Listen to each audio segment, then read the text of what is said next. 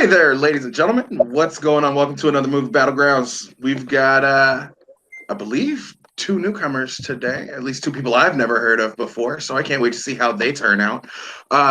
Let's let's get into this introduction. Let's get into these introductions right quick. Ryan, you wanna interview these guys right quick? See how they're feeling? Yeah, sure. Why not? Sounds like a plan. Anywho, we got two brand new competitors that are entering the ring tonight. This ought to be really exciting. First of all, I'm going to go over to wherever my screen's going. That would be Andy. Andy, this is your first match here in Movie Battleground. How are you feeling about tonight? Any nerves at all, or are you just ready to get this thing rolling? No, I'm all right.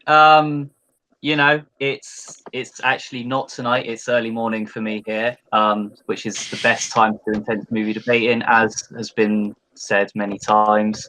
The journey actually getting myself onto this hangout was sinful almost. So, let's hope that it's just nice and fun, nice and have a good time. Let's just talk some movies. It'll be good. So good. Let's roll with it. Yeah. Absolutely. And the next competitor that's going to be involved in this matchup, another newcomer here to Battleground, that would be Eros. Eros, how are you doing tonight? And are you ready to get this thing rolling? Any nerves going through your mind at all? Or are you just ready to dig your heels in and get this thing rolling? Yeah, I'm doing great tonight. I'm actually I'm not nervous. I'm kind of excited because it's the first time I'm into a movie match. And I've seen a lot of videos from Screen Junkies fight, the fight ones, and I always found them super interesting. And I always wished I could be in one of those video, and I'm in somehow one of the exact kind of battle. I'm in a movie battle right now, so it's pretty fun. All right. Well, thank you very much for being here. Wish both competitors the best of luck. I'm going to turn it back over to Jay at the desk. Jay, what do you got for us? So what we've got right here is a best of three game. So the first person to three will win. We have three main round questions. Y'all already know this. Each player will get 2 minutes of opening statements. You can take that long if you need to. If you don't, it won't be held against you.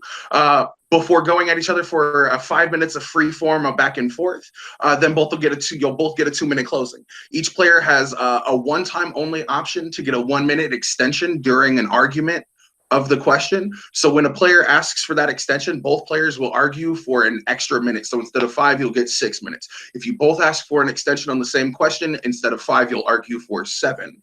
And we're gonna go until one person reaches 3 points. If that doesn't happen by the end of the main rounds, we do have a speed round that we will get into. We all have those. I have those questions ready. Eros, are you ready? Yes, I am. Andy, are you ready? Yes, I am. All right. JTH, Ryan, y'all ready? Yes, sir. Born ready. All right. I will set up a timer and we will get into it with the first question. The first question is, what is the best movie sequel? Since y'all are both brand new, I'm going to give it to the guy who was here a lot sooner in the green room. I'm going to give it to Eros first. You can start your 2 minute opening whenever you start talking. Okay. Okay, I'm gonna start. My choice, well, it was pretty difficult because I had many in mind and I had problems with it, but I'm going with Harry Potter and the Deathly Hallows Part 1. Harry Potter has been one of the biggest franchise that grew on me. I always found myself in them, and I've loved them since I was a child. And that Harry Potter and the Deathly Hallows is the actual film that I can watch 10 years later and just feel like, wow, this is just the best Harry Potter film ever made, because it's not cheap. It's actually pretty good. The cinematography is insane. The score is the best one out in all of them. It features some of the best acting from the whole cast. It features some insane elements. The Horcrux are all introduced, and they're scary, and they show the power of Voldemort, and you all get through there. It's a journey. It's a journey where 3 people have to rely on each other and just fight this evil while being lost in the woods and everything. So it's a pretty big film, and it features one of the best scenes in Harry Potter, the scene where when I think Luna's daughter Luna's father tells the story of the tree guys. Oh fuck, I forgot the name.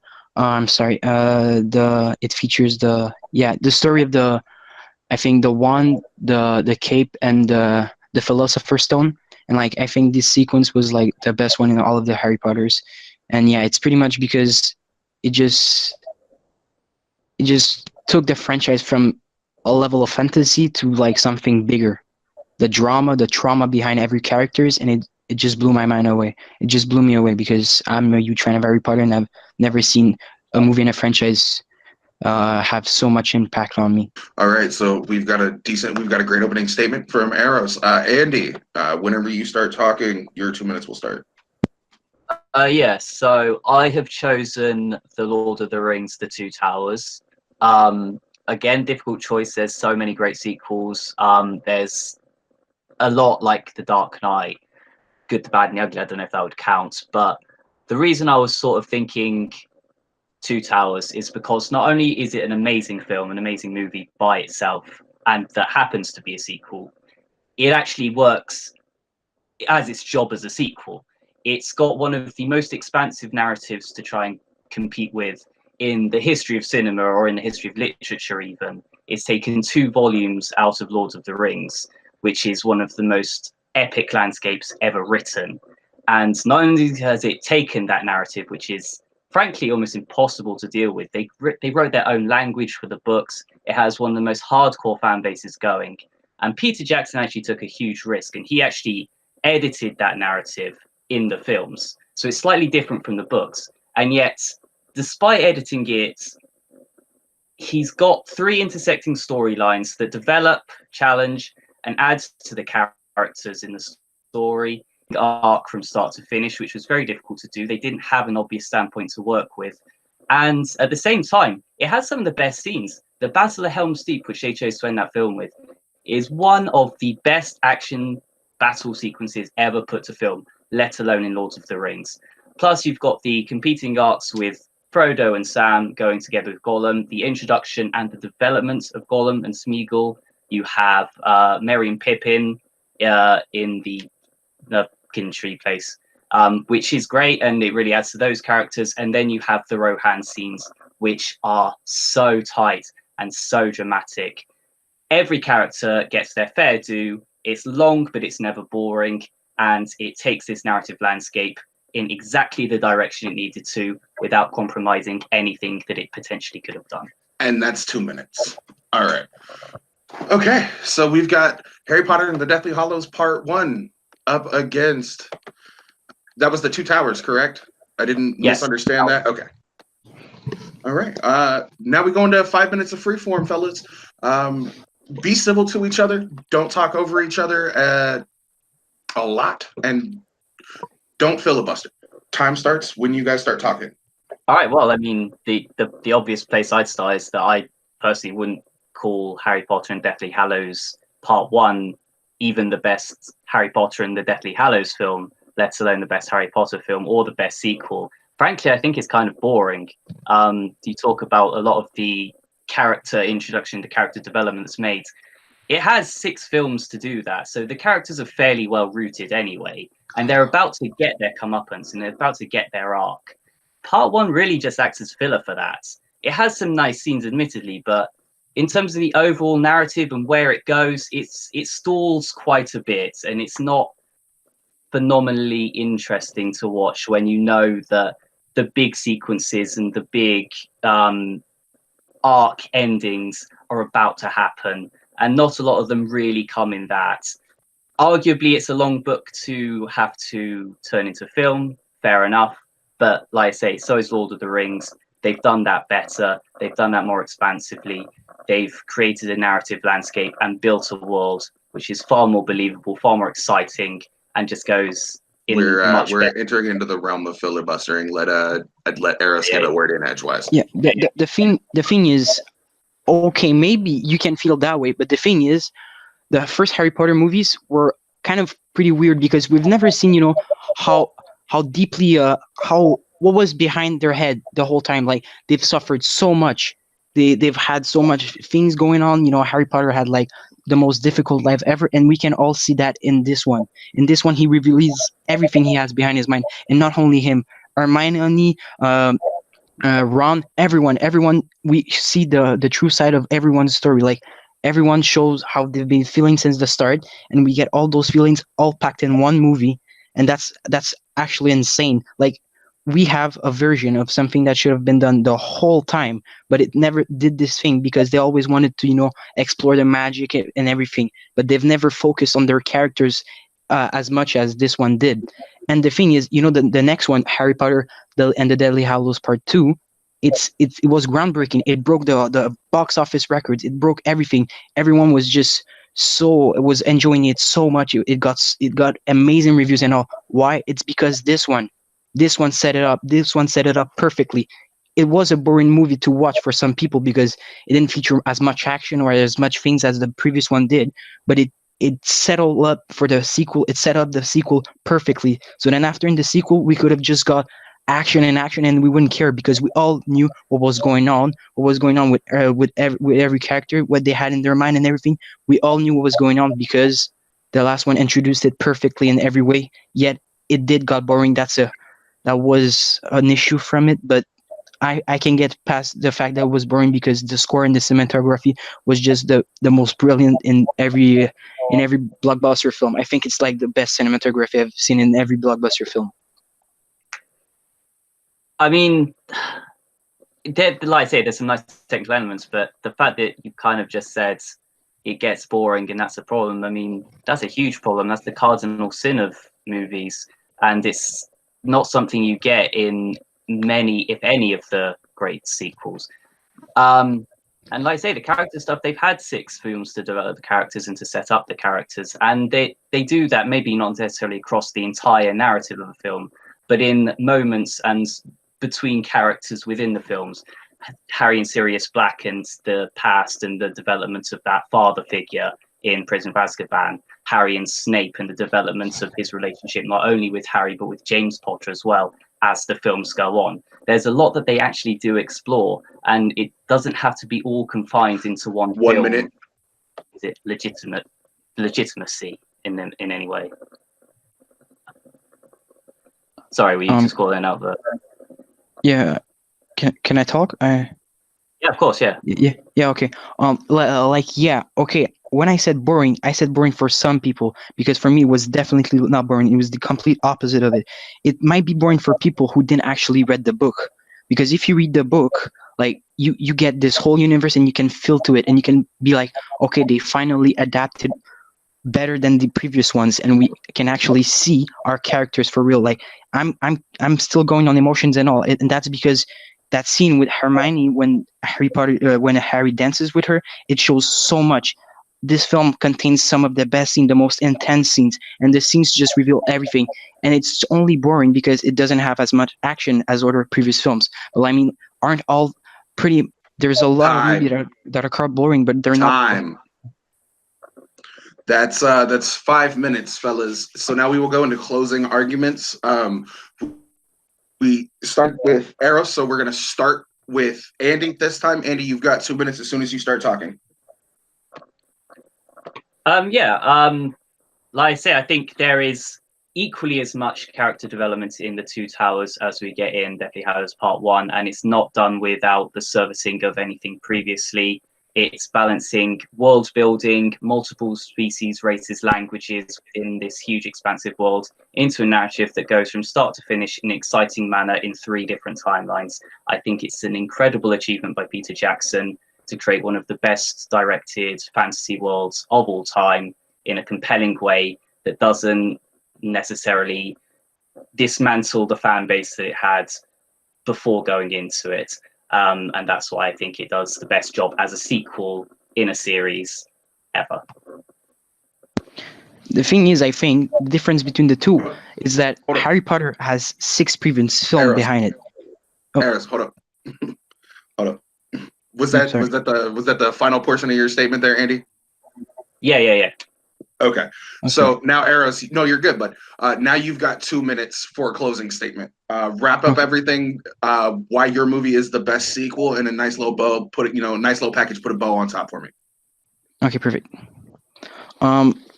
I mean, the thing is, Lord of the Ring, it's the second one. It's the second film. The first one explored a lot, but I mean, it's not like Harry Potter. Harry Potter had 6 films behind it. So it had 6 films to develop, to just develop all the characters. And in the new one, in this part 1, I mean, it explored something, but it couldn't explore as much as Lord of the Ring, of course, because it had only 1 film behind it. But Harry Potter had 6 films behind it, so it was way harder for this film to give a lot and to give something to care about, because it was the 7th in the trilogy, in the franchise. So it's pretty hard for this, but I think it still explored more emotions, more characters development, more. It had better cinematography, I think, even though Lord of the Ring had an amazing one too. But I think this one had something more cold gray. It had cold gray filters and everything, and the sound was just amazing, same as Lord of the Ring. Yet Lord of the Ring, it did explore a lot, but we didn't get to care about some characters. Some characters were just left alone, and I think Harry Potter didn't leave their characters alone. They really cared about them more than Lord of the Ring did, and I think characters were really what was strong about this, about the Harry Potter 7 Part 1. All right, and both of y'all finished well within your 2-minute closing arguments. I think I'm gonna abstain for a second, and we're gonna go to the man, the myth, the JTH himself, Jeremy Hastings. What do you think about this? I liked the arguments from both players. They did a good job. The one thing I'll give Eros credit is he never did mention how good all the other films were, because I think if he did, Andy really could have gotten on him just making a pitch about how any of the other Harry Potter films were better than the one he was pitching. The one thing that I think, and I think Andy did alluded to it, kind of a cardinal sin, if you're going to pitch what the best overall sequel is, saying that any part of the movie can be boring to any viewer, I think it is a big no-no, because to pitch the overall best sequel, you should never have to say that it has any boring segment in it, regardless of what it is, because I can make the pitch that something to Judgment Day is a great sequel and doesn't have a boring part in any of it. It's just a full thrilling action film that never drags. The fact that Eros did say that there could be some parts that some viewers may not would like the story to rush along, was kind of a detriment to the argument of any sequel, let alone best sequel. So I think Andy really did a good job hammering that point home. And so because of that, Andy and Eros, they did pitch about the same things, but I think Andy's hit on that is why I got to give the point to Andy in this case. All right, so we've got 1 point for Andy. Ryan, let me hear what you think about this, bud. All right. First of all, both competitors picked both of them are good films for good reasons, because they are sequels, and both players brought up good points about either argument. I do agree with some of the points that JTH was making just a moment ago. However, the thing that put me over the top, the thing that sold me, was the closing arguments made by Eros. Eros specifically said Harry Potter had all these films that came before it, and Deathly Hallows Part 1 was the first part of towards the conclusion of this franchise. But at the same time, he said the thing that stood out to me about his argument was that they had 6 films and they had to find a reason to get audiences to continue caring, to continue to want to continue on this journey with these characters cinematically, with this being the 7th film in this franchise at that time. So because he said that, because that's a very hard thing to do for any franchise that's gone that deep in, whether it's 5, 6, 7, or 8 films, it's an extremely hard thing to do. And Eros sold me at the very end when he said they had 6 films, but they had to make people care. And in this case, they did with the Deathly Hallows Part 1, with this being the main argument of it. So because of the passion that he brought towards the end there with his closing argument, both you guys did a magnificent job. But slightly, I'm going to have to give it to Eros on this one. All right, so we've got 1 vote for Eros, 1 vote for Andy. It comes down to me to break the tie and break somebody's heart on this, the most loving of days. So I've got a couple of notes. we have a version that should have been done the whole time for Harry Potter for Eros's argument for Deathly Hallows Part 1. This is an in-depth character examination, or at least it should have been, and they're trying to get at that throughout this entire movie. This is the one that sets it up for Deathly Hallows Part 2. You kind of hit yourself a little bit in the foot when you said it was a little boring. That should, even if you're trying to be self-deprecating, that should never be something that you admit flat out. I think that's where this one hurts you. As for Andy, I've got it's not even the best of the Deathly Hallows sequel. Part 1 is mainly filler. It's stalling and uninteresting.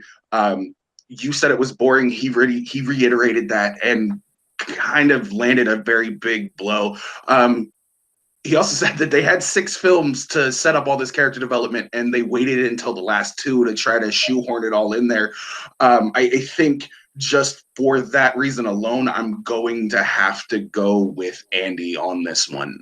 He had a little bit more, not necessarily why his movie was so much better, but he did also land that my film doesn't disrespect the fan base or make the fan base question whether or not they should want to continue seeing a movie, whether it's boring or not. I know he didn't say it like that, but that's the way that it's coming out of my mouth. And for that one, unfortunately, both of you guys had a fantastic argument, but we're heading into question number 2. Andy is up on Eros by 1. There's still a lot of game left.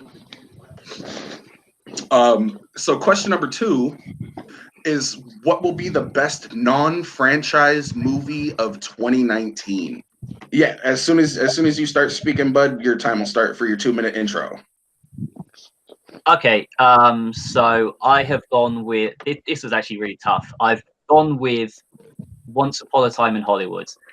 Quentin Tarantino is coming back. He's hitting our screens again. He's one of the few directors that I think can get away with creating not a franchise film, but a studio film, and be given the creativity to basically do whatever he wants. He's up with Nolan in the fact that he's reached that stage. People trust him. He knows what he's doing. He's assembled one of the greatest casts he's ever put together. Leonardo DiCaprio's coming back. He's got Brad Pitt, Margot Robbie, and most importantly, he's making a film about something that he's really, really passionate about. He is one of the most engaged cinephiles in cinema ever who's working, and he's creating a film about the Hollywood industry. And I think that the passion that he's going to bring to that project, alongside the huge qualities that he now has naturally as a writer and a director, are going to make this a really special project. And I think it will be one of the best of the year. It will be the best year. It might be one of his personal best because of everything he's going to put into this. That's my opinion. Very nice. All right, so we've got Once Upon a Time in Hollywood. Now we will switch over to Eros. Eros, tell me, what's the best non-franchise film of 2019 going to be? For me, it's Climax by Gaspar Noé. It was kind of, well, the schedule was kind of weird because I think some got it like in 2018, but for me it comes out in 2019, so I was eligible to take it. I think Climax is going to be like something really big because maybe not everyone knows Gaspar Noé, but he's a French director. He made the film Irrévisible, and that film was like such an intense film on brutality, and it featured one of the most intense rape scenes and everything. And I think Climax will be excellent because that we can actually know that guy, that director, he's kind of a Lars von Trier. He's like a Lars von Trier, but a French Lars von Trier. So he's like really, really deep on sexual things and drugs and everything. And that film features some people being stuck in a room while they're drugged with LSD, and they're all dancers, and they're like in the same environment, and you can just see in the trailer pop up. Everyone's telling secrets to everyone. Everyone's dancing. Everything is fucked up. It seems like the perfect porno horror film to ever come out. All right, so we've got 2 fantastic sounding movies so far. Neither one, I don't think any of us on the panel have seen any of them. All we've heard is things. So I can't wait for this 5-minute discussion between the two of y'all. Now, I know I said wait for you guys, but if you guys want to say something, interject, try to get in there. Let's try to leave as little dead space, a dead air as possible. It'll start when you guys start talking. Yeah. Well, I was actually one of those people. Climax came out in September 2018 for me personally. Now, if I had to rank sort of UK or films that came out in the UK in 2018 September, it'd probably go Climax would maybe be sort of fourth. Then I'd go up to Lucky, the Harry Dean Stanton film, up to The Rider by Chloe Zhao, and up to American Animals. So it's not actually, in my opinion, the best film that came out in that month, in that year in the UK. So for it to be the best in the whole year coming up, I think is very difficult. Gaspar Noé is an extremely acquired taste. He makes films that are very, very difficult for a mainstream audience to take in. And I think that's going to really hold it back, in my opinion. Whereas Quentin Tarantino, whilst he has elements which are not necessarily mainstream, his use of the N-word, for example, I really don't see that, A, coming into effect in this one, B, he doesn't have as many features of his filmmaking, and I realize I'm talking for a long time, so I'll just try to. He don't have as many features of his filmmaking that are questionable to general audiences as Gaspar Noé does. I believe that Once Upon a Time in Hollywood looks big. I mean, it could have been one of my choices also. But one thing you said, I mean, Climax, I never said it's going to be the biggest film of the year. I said it's going to be the biggest non-franchise film of the year. That's just one thing I wanted to point out, because I mean, there are pretty good franchises coming up and everything, but Climax, I mean, it looks like something else. If you've just seen that trailer, that score, that music, everything surrounding it, I got scared. I literally got scared. There was no element scary or whatsoever. I just thought, imagine if I'm in that building, I'm a dancer and everything, I'm just rehearsing, and bam, everyone's like on LSD. Well, we don't even know we're on drugs. We're all fucked up, and nobody knows they're on drugs and everything. We're just stuck in the same room. We have to rehearse, and we have to dance. We have to do what we're paid for, but we're all drugged. We're all drugged. So everything's going on. Everyone's panicking, everyone's not doing what they're supposed to do.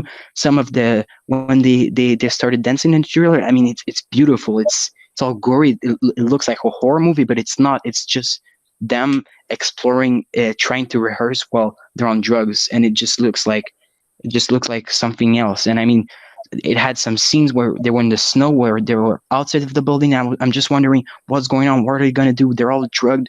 What the fuck are they gonna do? They're all trapped and all, and they don't seem to be able to do shit, but they still, they still explore other places. So I'm just wondering, okay, they're not just rehearsing. What's going on?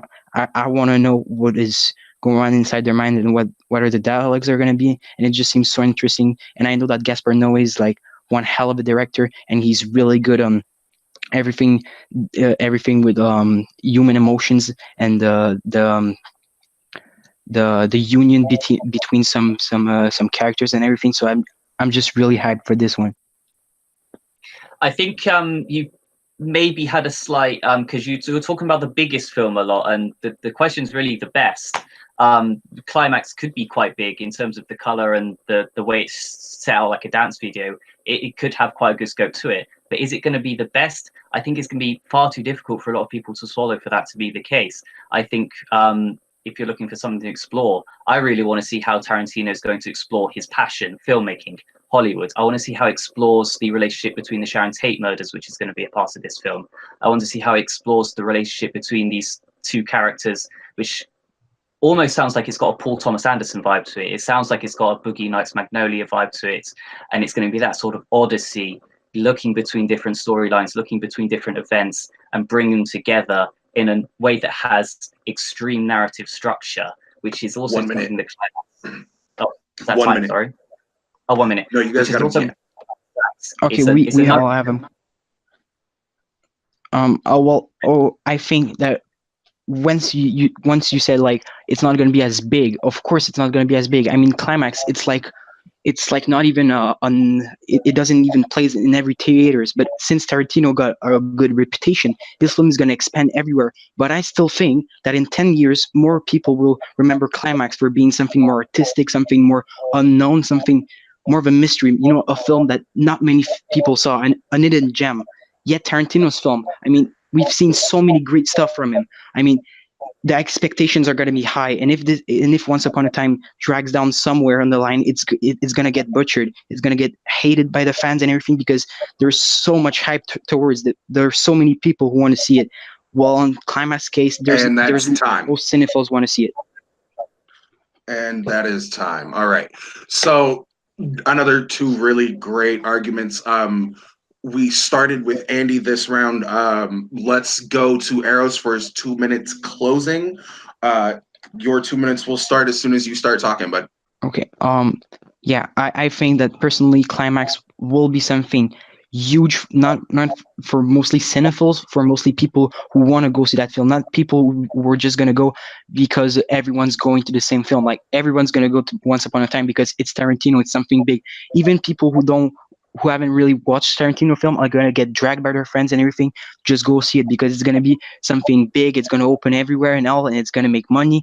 Yet Climax is something else. Climax is something that people will want to go see it. People will be intrigued. People who are going to see it are going to be, a special class of people, because those people, they know what they're going to go see. It's not something who's playing at every theaters. It's like playing at like one theater per city. So people are just going to be dragged to that film, and they're not going to be not just going to be sheeps about it and just watch the biggest film. They're going to go watch for the quality film, the film that seems better, and the film that seems more artistic, and the film that will be remembered. All right. So we've heard Eros's closing statements. Andy, as soon as you start speaking, bruv, you got 2 minutes. Yeah, well, you said everyone's going to go and see it because it's a Tarantino film.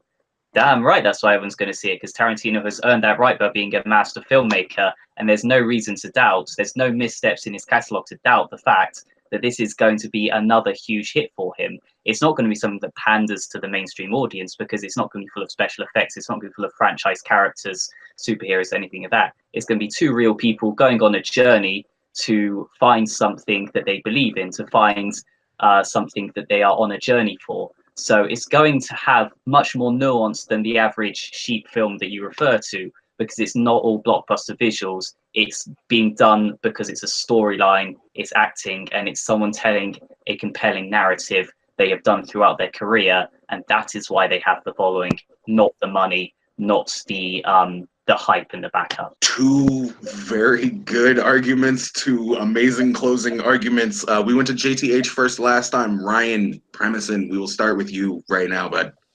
What'd you think? No pressure, right?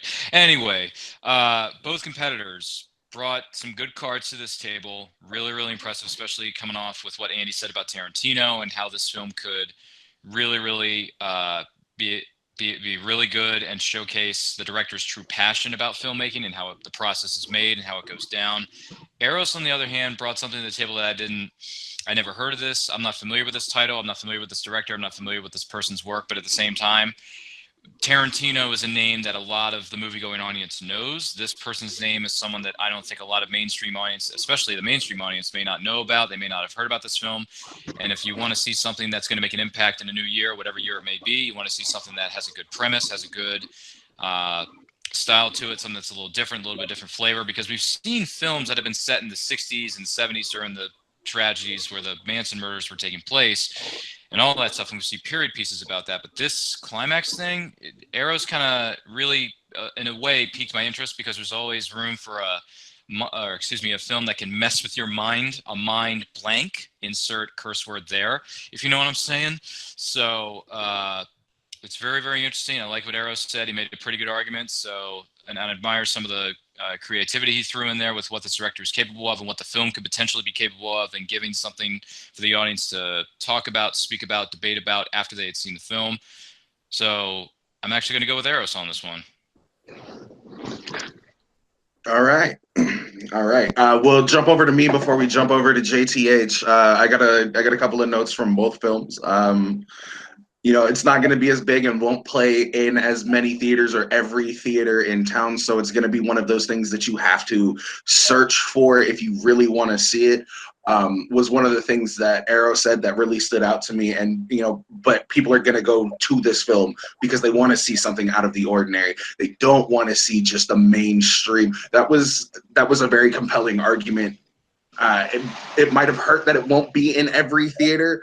But you have piqued my interest when it comes to this. You know, it's not going to be it's not going to be this mainstream thing that everybody wants to see, and I liked that. At the exact same point in time, Andy has, it's not a franchise film, but it's a studio film, and people will trust the director. You know, he has an amazing cast, and it's a passion project. Climax wouldn't make it in the top 3 in the UK. The director's an acquired taste. Tarantino is an easier one to really ingest with the eyes. There's a difference between the biggest and the best film. I agree with that. I think Andy has the bigger film, but I don't know if it's going to be the best one based off of these arguments. You know, he also said, you know, it's your movie's going to be hard to swallow if he's like Lars von Trier. That right there could set that could set some people off. Personally, with this one, as much as Eros made a compelling argument, I'm going to have to go with Andy on this one, and we're still split right down the middle. JTH, the pressure's on, bud. Who gets the point? This is interesting because when the debate started, Andy brought up about the fact that, you know, we were supposed to be pitching, you know, the best film and not necessarily the biggest film. And I thought that was interesting because at least it was just from my perspective, I felt personally as the debate continued that Eros started pitching more why his movie could be the best film, and Andy started pitching more why his film was going to be the biggest film, because he started talking about Tarantino. I want to go see Tarantino because of who it is. So I thought that was interesting because of how he pitched it, and then he kind of started pitching his own detriment against Eros's choice.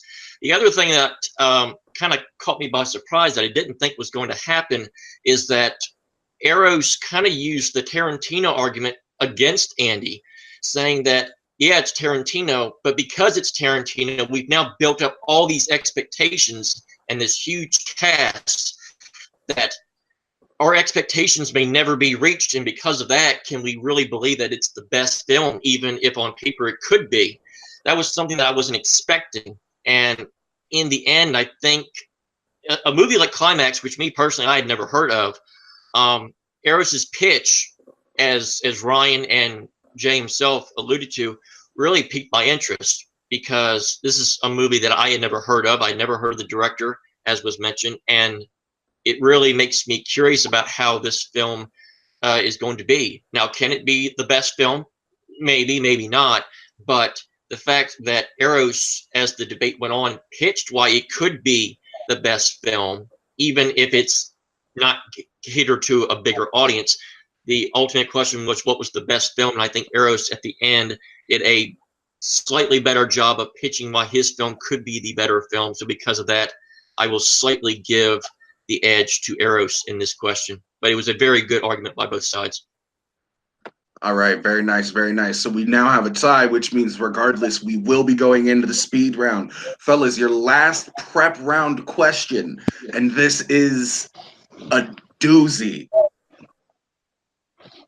Who is the worst character in the wizarding world? 2 minutes will start when Andy starts talking. The worst character in the wizarding world is Lavender Brown. She is, just sort of picture the scene. You come into the end of a franchise, the characters are getting older, you want to start exploring their relationships. You want to start exploring them as teenagers. What do you think the best idea to do that would be? J.K. Rowling and the people who write and make the Harry Potter films, they decide to throw in someone who has no discernible features to help them do this. They are simply annoying, exhibitionist. No one actually likes them at any point, really. And they just bring down the whole part of the plot that they're in. Lavender Brown dates Ron Weasley in the Half-Blood Prince, and it is garbage. It's the worst, most pretentious, emptiest relationship with the worst, most pretentious, emptiest character they could possibly have thrown in to do it with. It's awful. Worst character by far. All right. My pick. You're good, Eros. Okay. My pick is Queenie Goldstein from the Fantastic Beasts series. It's like a ripoff from Harry Potter. I think everyone knows it here. Well, not exactly a ripoff. It's more like I think it's before the Harry Potter. Like it's kind of the X-Men Origins type of stuff. It's I mean the films were fine to me, but I think this character Queenie Goldstein was just the most awful decision they could have ever made. Her character is here to, I don't know, please fans because she's prettier than the other actresses in the film. I mean, we don't actually see the point where she's in here. She doesn't change much. And in Fantastic Beasts, the direction she took and everything with Grimwald at the end and everything, that's just so silly. That's just silly directing. That's just silly writing, and it completely shows us that this character was never meant to be something big. It was just meant to be popcorn for the audience, something pretty they can look at, something they can relate themselves to it. But they didn't care that much about the character. They just put it in and they just tell, look, we'll take the prettiest girl here and just put it in the movie and that's it. All right. Two compelling arguments for the worst character in the Wizarding world. We're entering into our 5-minute free-form round, fellas. As soon as one of y'all starts talking, we will start the time. Yes. So, I mean, given that the Fantastic Beasts films, while solid, aren't particularly memorable, I do believe Queenie at least gains the character's affection during them. The guy who is not Josh Gad's, but could very easily be mistaken for Josh Gad's character, does indeed fall for her. So the fact that at least a character within her film likes her gives her one more person who likes her than anyone ever for Lavender Brown. Not even a single character shows her affection in the film, let alone any audience.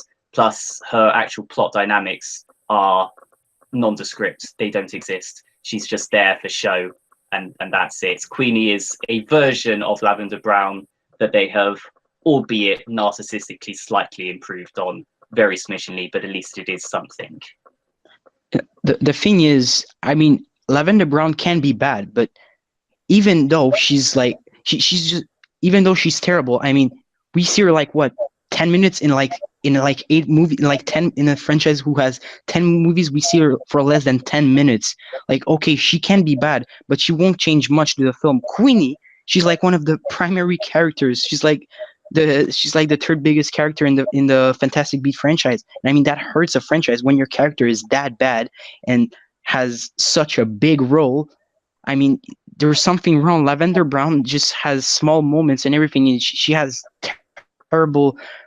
She's a terrible character, but we don't know much about her, so we can't care for her that much. So that's why she's bad. I mean, Queenie, we get a little behind of her. We get to see her. We get to see how she acts and everything. But so this way we can know that she's bad. Like we can see that she's bad. We can see her how she talks and everything, and it's just bad. And the sequence where, I mean, you said her love with Josh Gad introduced something. I mean, well, that love wasn't that great because in the second one, Fantastic Beasts, at the beginning of the film, we see that she tricks him into loving her, which is pretty weird and which didn't really make sense, which afterwards included a silly conversation between the two where they just talk about how hard the love is, but no one really cares about both of them because the relationship is so low, it's so bad that we don't care for her that much. And that's basically her character, being Josh Gad's girlfriend, while their relationship is terrible. And that's like one of the biggest character in the film, and that's her role. That's just terrible. But she has a role, and she's offering something. It might be silly, but that's just bad writing. And what with her relationship, at least we get to see a human side of another character. At least it develops someone else, and it develops some part of those films. Lavender Brown may not be in it for long, but frankly, it's 10 minutes too long because this is a franchise, sorry, with such a huge fan base and so much to move. No time to waste on nothing characters and on nothing scenes. So the fact they have put that in, however short it is, and she actually does turn up in Deathly Hallows Part 2 as well, albeit dying mostly, thank God. But she, this can't be happening. There is a lot to do. There is, like you said earlier, 7 books worth of action to get through and of important characters and of important moments. So why are we putting in someone who is literally exhibitionist? it just isn't worth it. Queenie, at least, yes, she's big and yes, she has more chance to be annoying, but at least she's giving the other characters something to play off. Lavender Brown doesn't even do that. But also, Lavender Brown, she comes up like in the Chambers of Secrets, like it's the second film. With Queenie, they start an actual super risky extension to the franchise, and they start off with her in the first film. She's already in the first film. In the second film, when she goes with Grinwall in the circle, well, they tried to give her something more to play with, but she's actually already terrible, and just the choice of her going in the circle was super silly and was just silly writing. They just said, okay, we don't have that much money for anyone to go in the circle, but look, Queenie, I mean, what do everyone know about Queenie? Not much. She'll just go in the circle and we'll explore something with her. They just show us that they don't care about the character. They're just throwing them away and trying to rebuild them somehow. But from the two films that I've seen, Queenie is a dead character, and she's just like Lavender Brown, but she has like 1 hour of runtime, except Lavender Brown has like 10 minutes. So I think it hurts way more to have a character that big, to have a bigger role while she's as terrible as Lavender Brown. Lavender Brown is just a cameo. Could develop in something more, though, I guess, because we haven't finished Fantastic Beasts. Queenie could become a great character. All right, that was compelling. I cannot wait to see the closing arguments on this one. So we're gonna go to Eros first, since we had Andy start this one off. Eros, as soon as you start speaking, 2 minutes, bud. I just want to point out something real quick. Well, just when you said like the thing, I mean, Queenie's the franchise, we don't know what's gonna become of the franchise. I'm just pointing that out. I mean, the franchise, we don't even know if they're gonna happen since the film flopped and everything. So I'm just pointing out for the question and everything. Yeah, so like Queenie was Queenie was to me the worst character because she has a way bigger role, and she's like definitely terrible, and she has no her relation with the other characters actually affects the characters, and she's kind of useless, and they try to rebuild her, but there's not much they can do, and as much as they want to do, the more we see her, the more I'll get annoyed. Like the more we get from her, the worse it is, and they're trying to put it on more. So I think it's just a silly choice, and they should just stick to that character and just kill it off as quick as possible, just like they did with Lavender and Brown, who had 10 minutes. All right, and Andy, you got 2 minutes as soon as you start talking. Yeah, I mean, I have no doubt that the Fantastic Beasts franchise will carry on. I mean, if they've carried on much deader horses in the past. Basically, we have two very similar characters. It's just that one of them, at least brings something out in the other characters, at least has the potential to go on and advance the plot in a certain way. I mean, admittedly, we don't know exactly what the future holds for her, but she has that in her. She's now on Grindelwald's side. She's gone from light to dark. She's brought out the soft core. She's brought out the personality of Josh Gad, not Josh Gad's character. And she's kind of added something to the world going into character building. Lavender Brown has not. Every time she runs on screen saying 1-1, it is one of the worst things you can possibly imagine. Has less screen time, admittedly, but that's because, simply put, no one could possibly fathom giving her any more. There's just nothing in the character that can be explored. Just purely exhibition, purely for show. Doesn't even make a good girlfriend for Ron.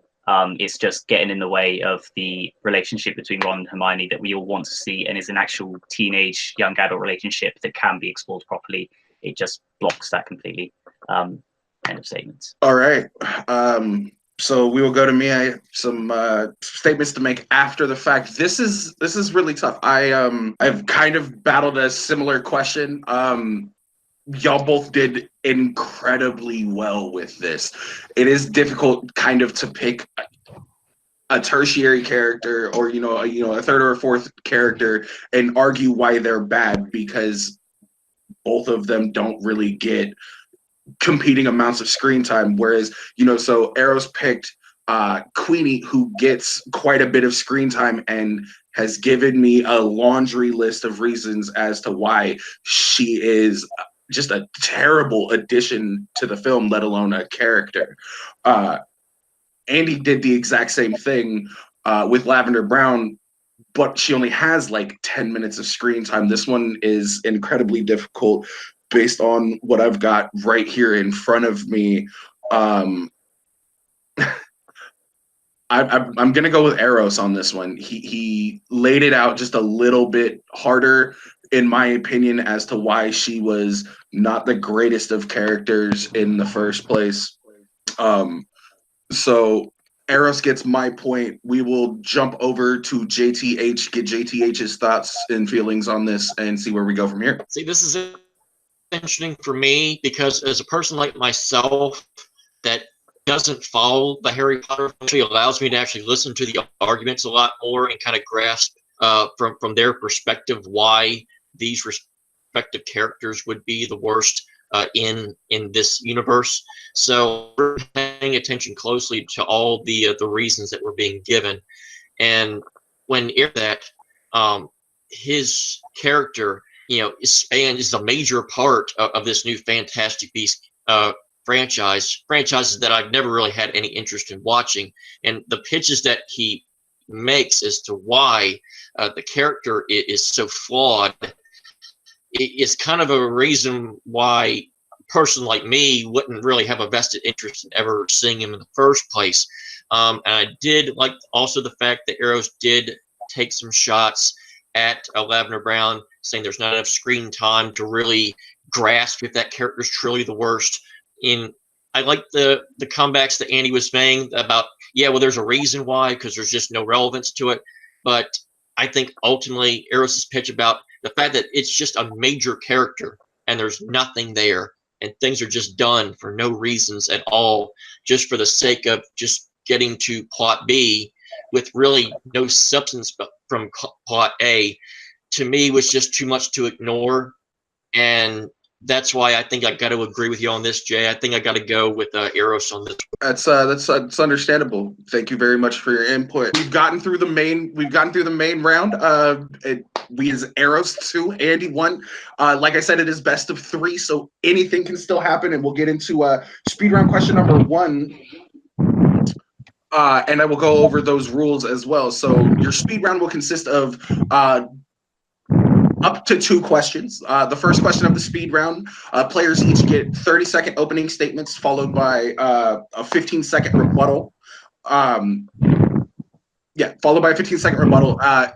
That's the end of the first one. If it goes to the final one, it changes up a little bit. The second speed round question, players will get 30-second opening followed by 1 20-second rebuttal round and a 10-second rebuttal as well. So the first one is 30 and 15. The second one will be 30, 20, 10. All right? Okay. So this one I'm going to need both of your guys' mics open. I will need to hear the answer out of one of you first. Whoever we hear the answer out of first gets to argue for that one and will be going first. And the question is, which of these 2 characters would you like to see a Star Wars spin-off of? Darth Vader or Obi-Wan Kenobi? Obi-Wan Kenobi. Darth Vader. Oh, cool. Ooh, okay. All right. So I did hear Eros first, so let me open up my timekeeping and we'll give you 30 seconds as soon as you start speaking. 30 seconds, but Obi-Wan Kenobi. Okay, Obi-Wan Kenobi, because you see, with Darth Vader, we saw like the best we could have seen ever. Like everyone got amazed, but with Obi-Wan Kenobi, we got an amazing character in shitty prequel movies that we all wish would be better. And that's why I think if he gets a proper film with like the proper character he had in a good film, it's gonna be amazing. While Darth Vader, he's already such an icon. I just want him to stay that way because prequels are always risky. So I just want a perfect character to stay the same and just time. Very nice opening argument for Obi-Wan Kenobi. Andy, Darth Vader, 30 seconds whenever you start speaking. Yep, we actually haven't seen the best of Darth Vader. Seen him a lot more, certainly, than he does have that more iconic status.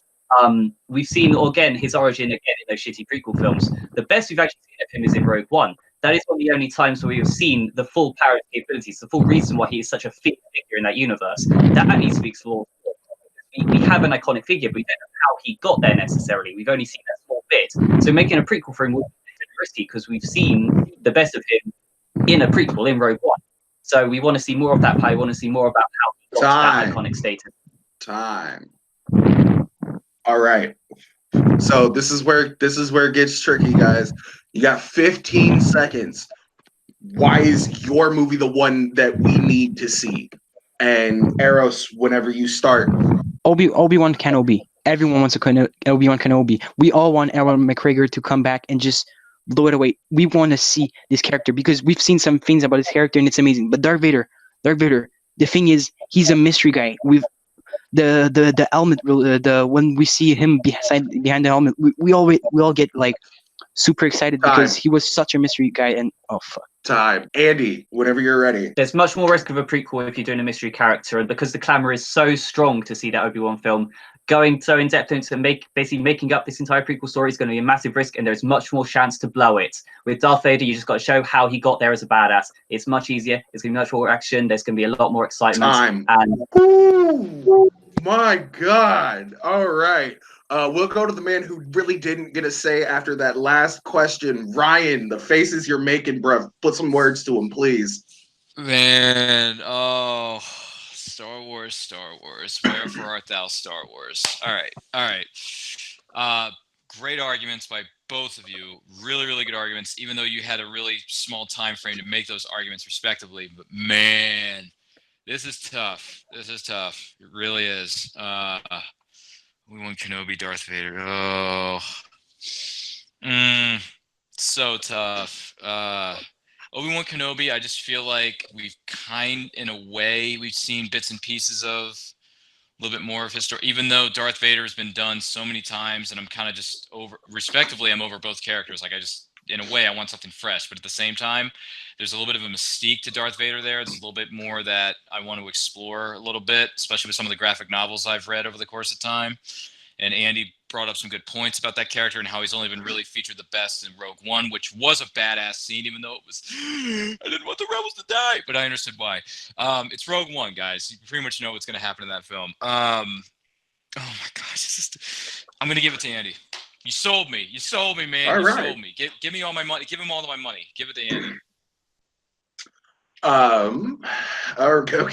Okay.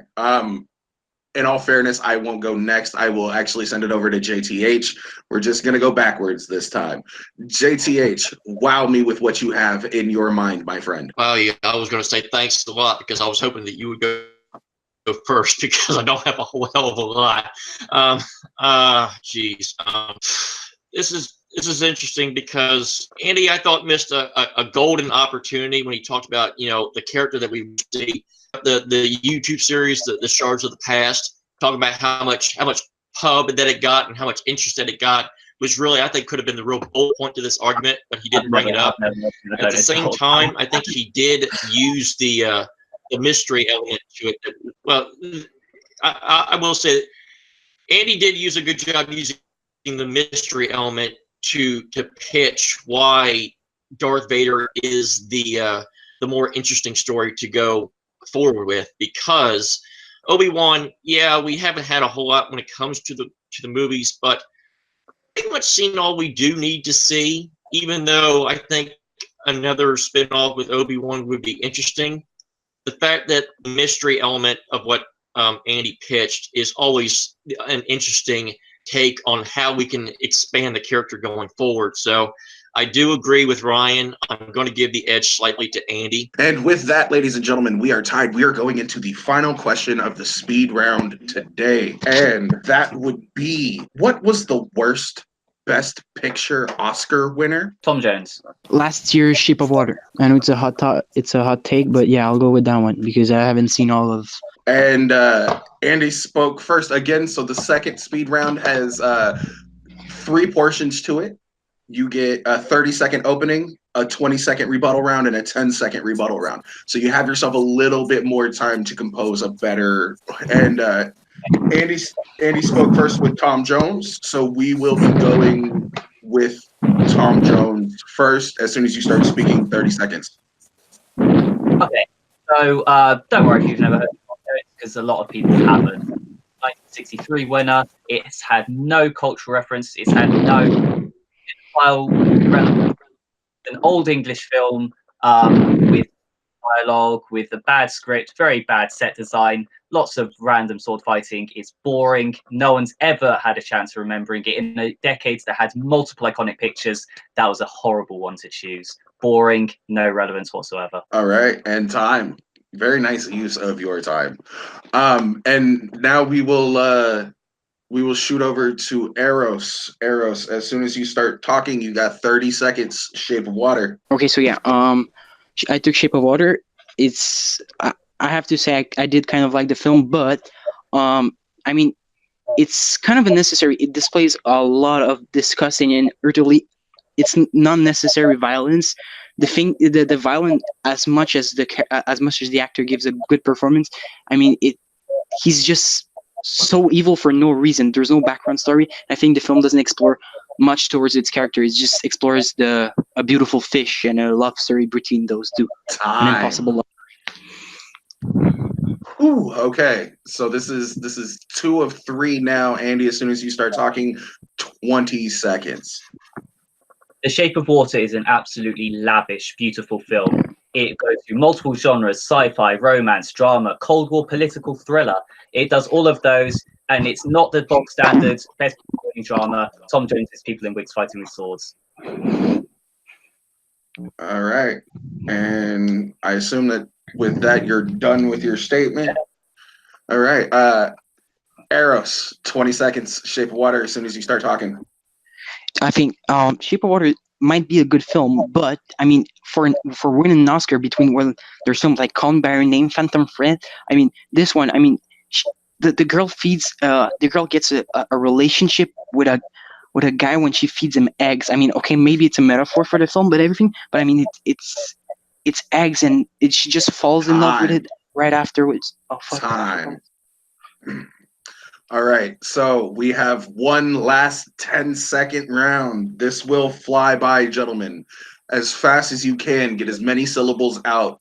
Andy, as soon as you start talking, 10 seconds. The Shape of Water gives hope to the hopeless romantics. It has the best set design of that year, best production design, best score, best cinematography. It's far too good a film to be considered for something like this. Very precise use of your last 10 seconds, bud. Eros, whenever you're ready, 10 seconds. Just like I've been saying the whole time, I mean, I kind of like Shape of Water, but I mean, you keep on telling me how good it is. I know it's good, but it's nowhere near being the best Oscar film. I don't see your decision towards your film, and I just think okay. This is actually off of the arguments that were made. I heard more for why Tom Jones was an all-around bad movie and why Shape of Water was a great movie. Why it had, great set design. It gave hope to the hopeless romantics. Tom Jones has one sword fight in it, and it's boring and nobody remembers it. For me, I've got to give this one to Andy. He kind of took everything that Eros was saying and flipped it on its head.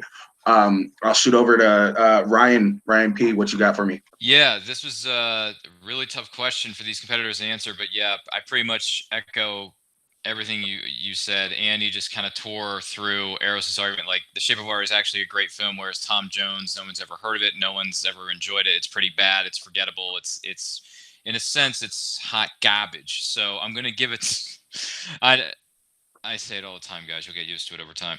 I'm going to give it to Mr. Andy over here. Eros, I know you tried, man. I know you tried, but I'm going to have to give it to Andy over here. It was a unanimous decision, a sweep for that final point. Another one of those great matches that comes down to the final. But in the end, we do have to crown a winner and break some hearts. So our winner today is Mr. Andy Wood with 3 points. Great job to the both of y'all. P.S. R.I.P. Albert Finney, because I know he was in Tom Jones, and we just lost him. So, R.I.P. to that. Ryan, if you want to go ahead and interview these cats real quick, and we'll get everybody the hell out of here. Yes, sir. Well, first of all, we'll go to our winner tonight, Andy. How are you feeling right now? What's going through your mind, and how do you feel about your overall performance here? Yeah, I'm happy. Thanks for you guys, first of all, for the time you've given up. And obviously, there was a lot of it wasted at the start, but everyone's very patient, got this match set up, which I do appreciate a lot. Eros, was great to go up against someone who was passionate about films, passionate about their arguments. That's what it's all about. Yeah, I had a good time. It's tough when you get to speedrun because you got to pick stuff up like so quickly. It's a head rush, but especially we're at 1:50 a.m. here at the moment, and I've got work at 7. So you know, we have. But yeah, it's been great. It's been great fun. That's fantastic, man. Tough day ahead of you. But with that being said, is there anyone in the locker room in the arena of Movie Battleground that you're looking to face off against next, or are you just going to let things come to you naturally and see what the powers that be have in store for you? I mean, the field is extremely broad. I mean, my mirror image partner, my familial brother, Michael, I think has a game coming up as well. So I'm keen to see if he can also get it off with a win. And I'm just happy to keep watching, keep just judging the landscape, and I'll just take whoever comes to me. It's a fun ride for me, so I'll take whatever comes my way. Wonderful. Congratulations to you, good sir. I'm going to turn it over to our second place finisher here tonight, Eros. You came in, you had your debut. How do you feel you did in your debut overall, and with your performance tonight? How do you feel? Well, I think I did fine for the first time, but I think, I've missed on a lot. I mean, I said fuck a lot of times because, I mean, I wasn't ready for the speed question and all, and like I couldn't just, give my argument because I kept on, I tried to go further and all, but like I forgot I had not a lot of time. I mean, sometimes the questions are tricky, so I have to be prepared and all. Like for the Oscar one, I wasn't ready. I mean, I liked the film and everything, so I couldn't say much. It was pretty hard, so I think, like, I'm gonna keep watching all of your videos so I could get better and all. But like, I know I haven't given the performance I should have given, and like my picks were more picks that I love myself, but like there were trickier picks like Harry Potter and all. I mean, those weren't that good in a matchup like this one. All right, I hear you. Well, thank you very much for being here. We wish you the best of luck in your career going forward. Whenever your next match is going to be, I'm sure the powers that be will give you a shot, because every competitor in every league deserves a shot of redemption. So we wish you the best of luck when that opportunity arises. I'm going to turn it back over to Jay at the desk. Jay, what do you got for us, man? Man, this was a hell of a debut match for both of these players. Some surprising twists and turns along the way, but fantastic is just the only word that really comes to my mind. I was all over the place, bouncing back and forth between trying to give my point to who made the better argument. And both of these guys, I think, have a long life, at least when it comes to Movie Battlegrounds. Both of them put up hell of an argument on every single one. Nobody really gave up and fought it all the way through. I can't wait to see where these two go. So with that, do we want to run around the world real quick, or do we just want to say bye-bye and let them edit all of that in? Okay, so from Ryan Premison, from Jay Burns, from JTH, from Andy Wood, and Eros the Olympian, we're going to get the hell out of here and celebrate a little bit by drowning our sorrows. We'll see you guys next week. I'm not going to say bye-bye like how Rudnick does, so peace.